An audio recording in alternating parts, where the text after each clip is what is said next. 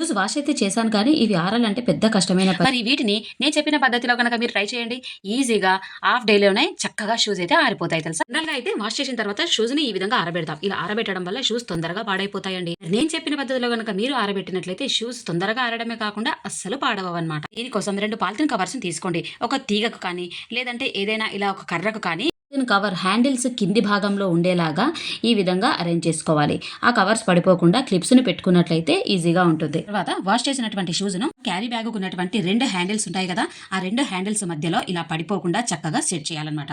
వీడియోలో మీరు కరెక్ట్‌గా గమనించండి. నేను షూను ఏ విధంగా పెట్టాను అనేది. సో, అలా పెట్టడం వల్ల ఆ షూస్‌లో ఉన్నటువంటి వాటర్ అంతా కింద పడిపోవడమే కాకుండా షూస్ పాడవకుండా ఉంటుంది. అలాగే షూస్ తొందరగా డ్రై అయిపోయేలా కూడా ఈ టిప్ అనేది చాలా బాగా యూజ్‌ఫుల్ అవుతుంది. ఇప్పటి నుంచి షూస్ ఆరబెట్టడం కోసం కష్టపడే పని అయితే అస్సలు లేదు. ఇలా ఈజీగా ఆరబెట్టుకోవచ్చు. షూస్ పాడవవు, తొందరగా ఆరిపోతాయి. వీడియో నచ్చితే లైక్ చేయండి. మీ ఫ్రెండ్స్ అండ్ ఫ్యామిలీ మెంబర్స్‌కి షేర్ చేస్తూ ఛానల్‌ని తప్పకుండా సబ్స్క్రైబ్ చేయండి.